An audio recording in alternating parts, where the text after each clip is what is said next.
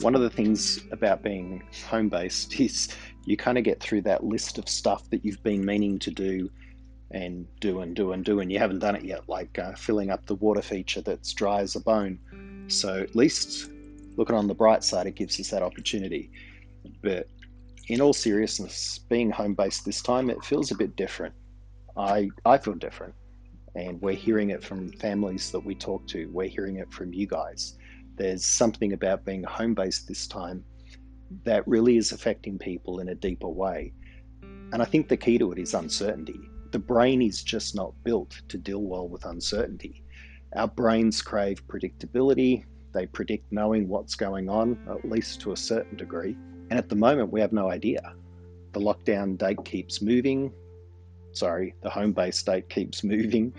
Uh, and we can't predict when that's going to finish, but the odds are it's going to be for a significantly longer period of time.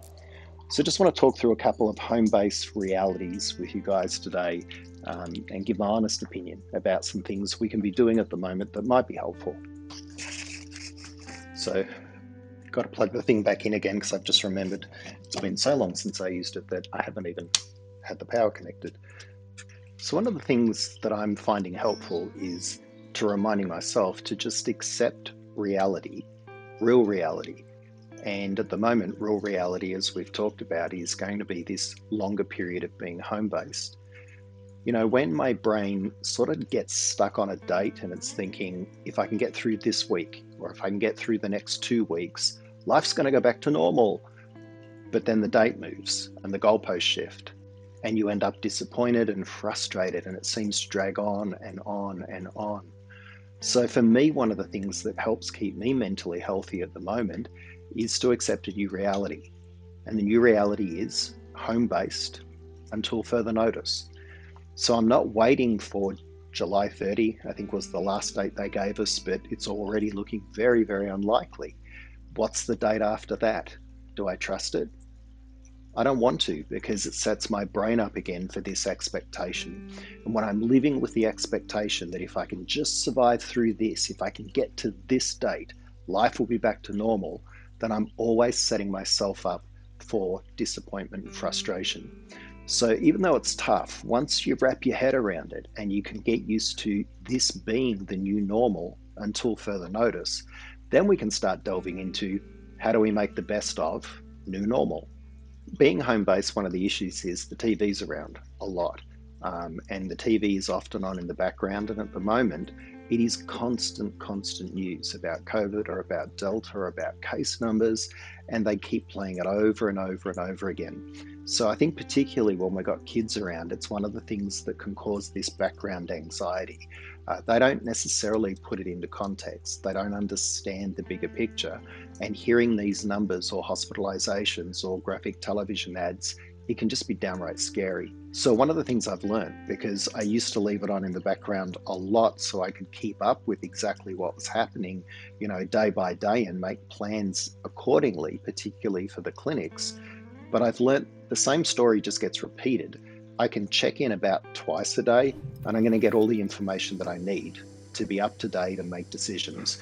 And in the meantime, keeping that stuff from constant repeat is actually very settling. If it's on all the time, it'll heighten your anxiety. So, one of the tips is very, very practical, but it is simply limit media exposure. Get your updates by all means, stay up to date, but don't leave it on in the background. It's not good for you, it's not good for the kids if they're listening to it. I got it working, that's a plus. The second thing I wanted to say to you today, though, before I go, is part of being with people all of the time is something our brain is not used to. Even those little moments through the day, typically, that we get, we take for granted. For example, when you take the kids to school, yeah, they're in the car, just that drive home, it's time for you and your brain to be alone and just process. If you catch a train or a bus to work, even if you drive to work, there are all these little moments in our day we don't realize where it's just us and our brain. When we're home based and we're with people 24/7, 7 days a week, you're not getting that time for your brain to decompress. And that can have really serious consequences.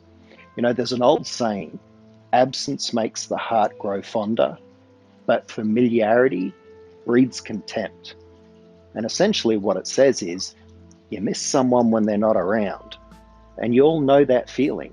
You know, if somebody has to travel or visit family or go away for work, after a day or two, you're like, oh, I miss them. I can't wait for them to come back. We're not getting much chance to miss each other right now. And so that over familiarity and the lack of time that our brain has alone can kind of gang up on us and make things feel pretty difficult. One of the things that I would really recommend is find time to just be alone. If you have a partner and kids around, do a schedule so each person's got somewhere to go, even if it's 30 minutes a day, where you can be alone with your brain. Lock yourself in the bathroom if you have to, as long as someone else is watching the kids, and just have that time where you don't have to talk, you don't have to listen, you don't have to interact, you can just decompress. If it helps you to listen to music or something, that's fine, but it's really about having time where your brain doesn't have to concentrate.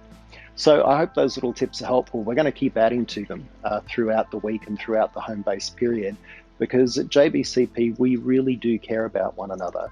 We care about every single one of our families, you know, our team and the staff. We care very much for one another. So let's keep each other encouraged, keep each other grounded, and we'll talk often. Take care of yourself.